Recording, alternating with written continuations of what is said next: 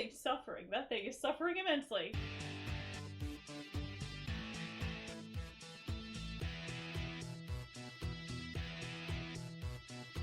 Hello, and welcome to the Afterspark podcast, an episode-by-episode recap of the Generation 1 Transformers cartoon. I'm Alz. And I'm Specs. And today we're going to be talking about episode number 49, Auto-Bop. Let's talk about giant robots today, shall we? Yep. Giant robots and dance clubs. Shake it. And today, in the 80s. You can tell because the crowd of people has several giant shoulder pads. Including some other choice 80s accessories. Of course. Raoul and his two friends, Rocksteady and Poplock, are looking at a crowd of people trying to get into the hot new club. Dancetron. I love that Megatron is hardly even in this episode, and yet I'm still convinced he named this club with no input from anyone else. It's ego stroking. Of course it's ego stroking. Also, just disclaimer, if I at some point say Rocksteady and Bebop, I am sorry. But they came first, and I saw TMNT first, so I'm sorry. They're all content to do their breakdancing outside. Thank you very much. So Raoul put some music on his boombox. A boombox that isn't Blaster or Soundwave for once. And his two friends break it on down.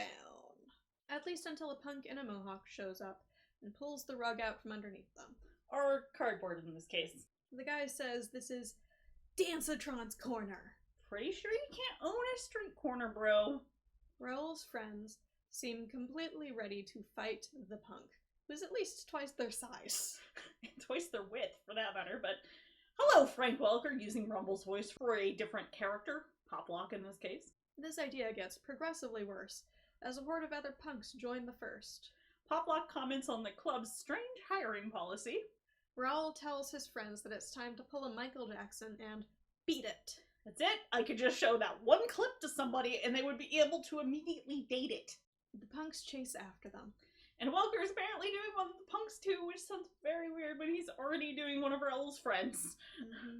Raoul laments that his boombox isn't Blaster, and his friends don't seem to believe that he actually knows the Autobots. None of that matters because they are riding a dumpster to freedom. Sailing right past Trax's car mode in an alleyway.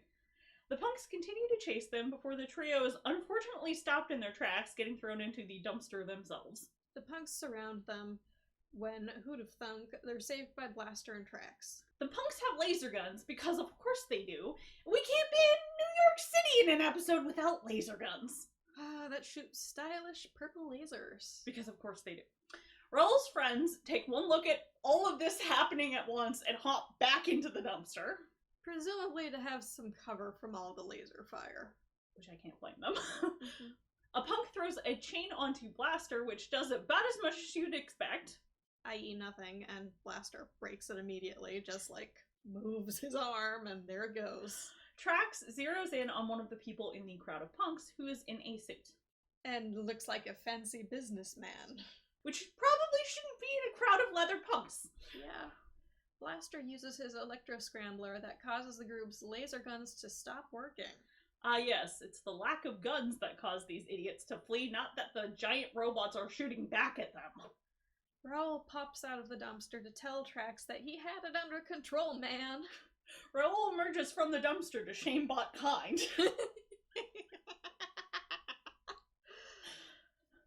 Raoul and Trax exchange some verbal repartee with each other before Raoul introduces his friends to the Autobots. Blaster and Trax ask them what happened, and Poplock says those Road Warrior rejects tried to bounce us out. He's referencing Mad Max. Considering how the bad guys are dressed in this episode, compared to that movie, that's very accurate. On another note, assless chaps, man, from Road Warrior, you will live in my heart from your commitment to the aesthetic. Yes, he will live on in our hearts. The Autobots are confused why the random punks were trying to bounce them, since they didn't come from inside the club. Trax also mentions the random businessman that he saw in the group. Blaster and Trax decide to investigate the club and the weirdness surrounding it, because they're supposed to be monitoring for Decepticon activity.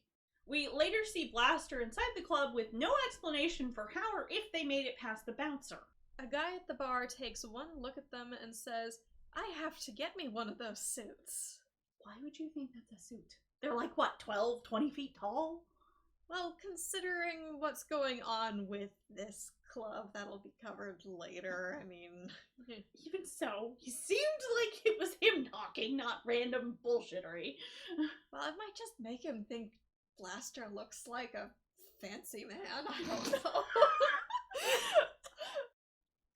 A few ladies come over and ask Blaster and Trax to dance. Blaster's quite happy to accept, but Trax is not. Sorry, ladies, he's already in a committed relationship.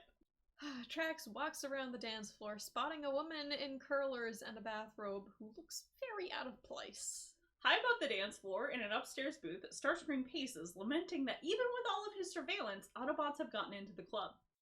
Soundwave suggests a murder.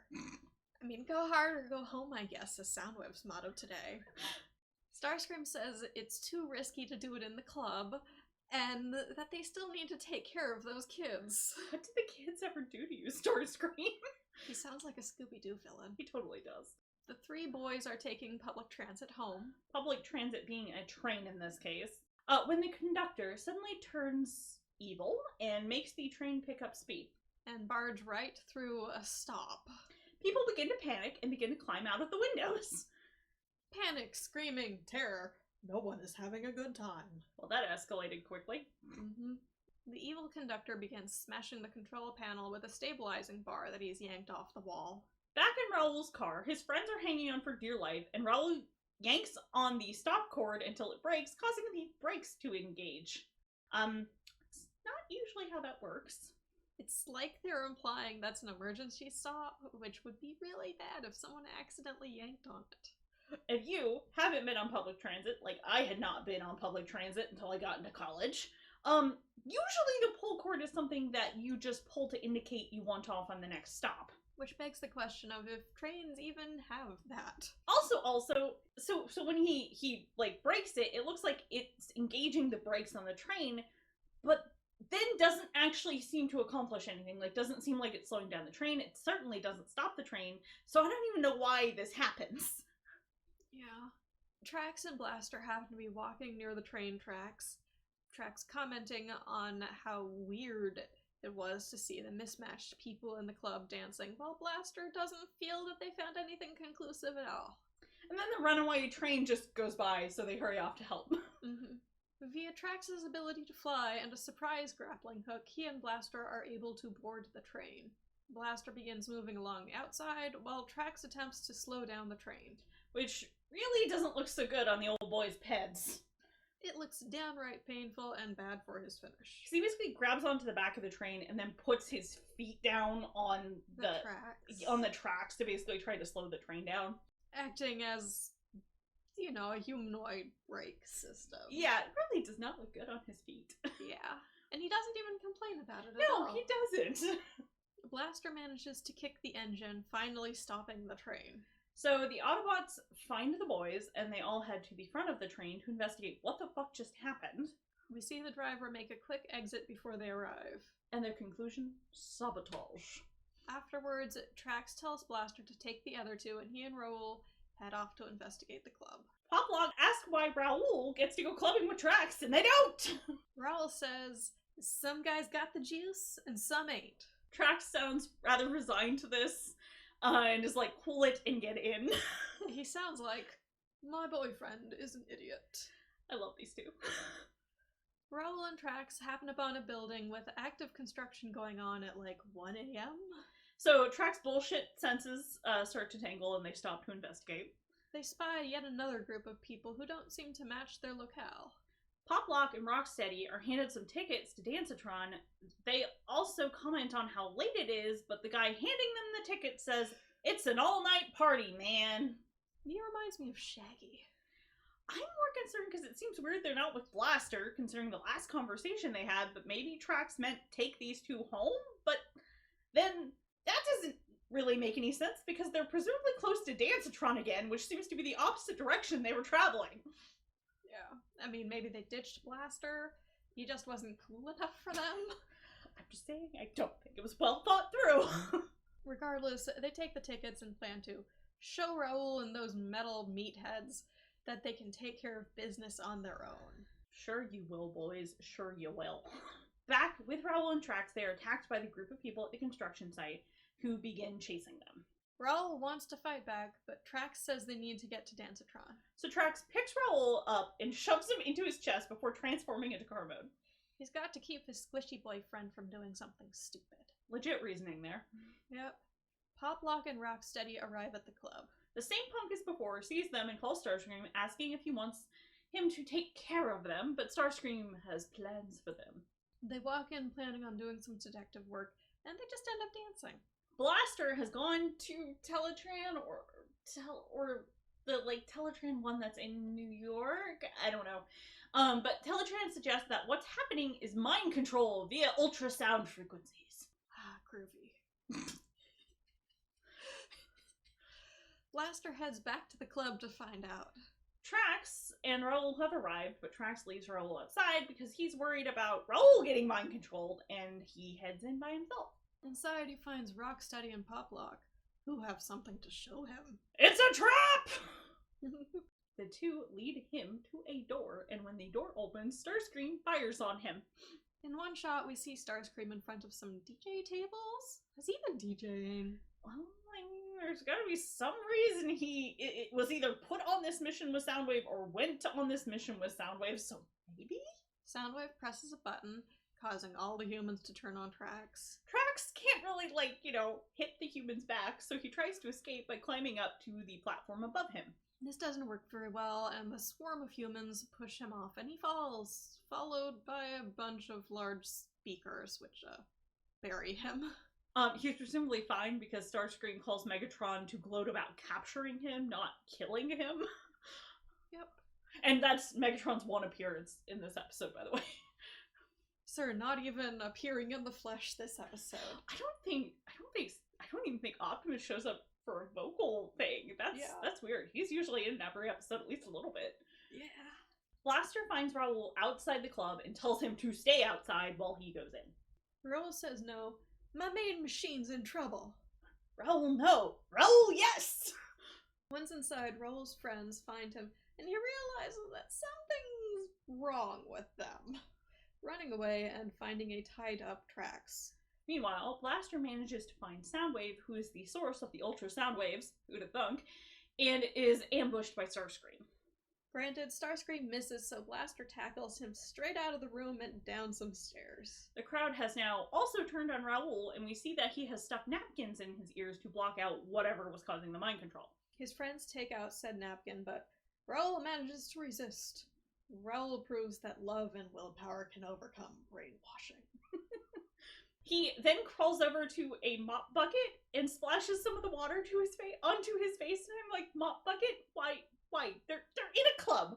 They could have just had him grab, I don't know, a drink off a table or the bar or something and splash himself with it, but no, mop water. It just seems gross. Yeah. Really gross. Ugh.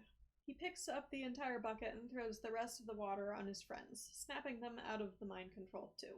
So they all stuff napkins into their ears and go off to save Trax. And now back with Blaster, who's in a very compromising position with Starscream.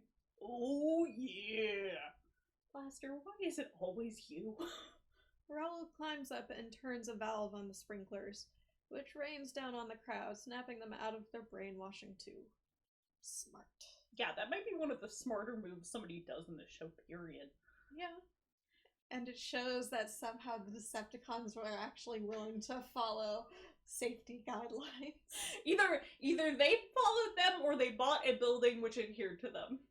Yes, but I mean, getting something that was large enough that even the booths, the upstairs booths, can carry their weight. That is fair. That is fair. Raoul, Poplock, and Rocksteady free Trax, who then goes after a now fleeing Starscream. And now it's Boombox versus Boombox. Or Blaster's leg speakers versus Soundwave's psychic powers. Outside, Trax exhibits a never-before-seen ability to manifest storms out of nowhere, causing the workers at the construction site to also snap out of their brainwashing. Blaster is eventually able to best Soundwave by utilizing some amplifiers from the huge-ass sound system that the club was using, by sticking his hands in them. and running sound through them. It's very strange looking. Yeah. Trax, however, is able to defeat Starscream by outmaneuvering him and causing Starscream to damage one of his wings. And finally, through the power of amplifiers, they level the building the cons were having built. Trax thanks the three boys and says to let them know if there's anything that they could do for them. Which, of course, there is. That's how all these cartoons go. Mm-hmm. Blaster is put on boombox duty for a few days, while they get enough money together to buy another one, the boys having lost their own in the excitement of the evening. Blaster isn't super pleased about this and isn't sure he's going to hold out for a few days, but Trax says some people got the juice and some don't. Mm-hmm. And that is, unfortunately, a series wrap on Raoul. Say goodbye to Raoul, everyone. It's a pity, because he's considerably better than some of the human characters we're introduced to at the end of season 2. Do not speak of discount Jerica Benton. Yeah. However, join us next time as a hunter hunts the most dangerous game, Autobots. Alright, so today we have 2 fanfic recommendations, which Owl is bringing us today, so let's go to her. There's not a lot of Trax Roll fanfic, but what of it exists? I've read most of it, so. Our first one is called Scorch. Our author is Whirlaway_Pred. Our continuity is G1 Cartoon. It is rated R. It is slash. Our pairing is Trax Raoul, and the characters are Trax and Raoul. And in summary, Trax's human friend Raoul tries to leave his violent street gang before it's too late, but help is nowhere to be found. The character theme rec is Trax and Raoul, because they're only in 2 episodes together. We're going to make use of it. It's a one-shot. Just a note, we usually try to avoid recommending rated R fic, but I think this is rated R because a human gets shot, and I'm like, if you've read Transformers media, so many people normally get shot that I'm just kind of like, this doesn't seem that bad. But, grain of salt. And the second fic is Riding with Trax by Kenya Starflight. Its continuity is the Bay movies, for once. It's rated T. Jed, no pairings, except Raoul is with basically just a human character, because he has a girlfriend. Okay. And our characters are Trax, Raoul, and summary. What if Trax had showed up in the Bay movies? Character and theme recs, Trax and Raoul, and it is a one-shot. It is interesting to see, I think this was written after the first movie had come out, but before the rest of them. And so it's kind of interesting, and actually, like, it was nice to read something with the Bay movies that I didn't dislike immensely. Usually fanfic does a better job with it anyway, but it was like, yeah, this would have been a more interesting take on this if we had gotten to see it in the movies. And our fan art recommendation for today is Lebanon Sugi, or literally it means Lebanon Cedar. Also, they seem like their username might be FSS908 on some things, but usually they're Lebanon Sugi. We are linking to their Tumblr and their Twitter.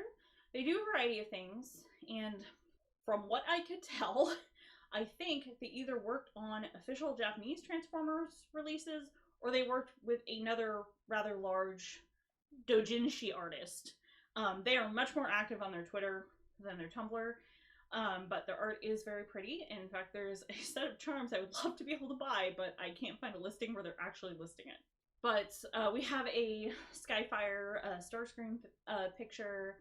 We have, basically it's just beach time with Megatron, Ultra Magnus, and Rodimus. It's pretty great. And then there's just a Drift fan art that I thought looked nice. Honestly, the coloring style reminds me a little bit of those, like the van artwork that you'd see with like wizards. Like it's very, very pretty and shiny, and it's got sort of an airbrush quality to it. Yeah, that's a really good way of describing it that I would not have worded that way, but yeah, you're right, it really does look like that. I really like the reflection of Rodimus's face in that sword on Drift. Looks nice. This is very pretty. I like how they did it. I like how they did it on all of them. Ooh, those are pretty. Right? They're cute! The charms are so cute. I probably should also post a link to the picture of the charms, because they are seriously cute. But I found a store, but I can't tell if the store is like their personal store or if it was the store for a con or what was going on. So I'm just listing their Twitter. All of their stuff is in Japanese, so obviously I did not translate all of it when I was looking for stuff. But yeah, go check them out. Their work is very pretty and you should go look at it. And that just about wraps it up for us today. Remember to check us out on Tumblr or Pillowfort as Afterspark-podcast for any additional information, show notes, or links we may have mentioned. You can also find us on Facebook and Twitter at AftersparkPod, all one word, and various other locations by searching for Afterspark podcasts such as AO3, iTunes, Spotify, and YouTube, just to name a few. Then feel free to send us questions on Tumblr, YouTube, or AO3. Till next time, I'm Specs. And I'm Else. Toodles!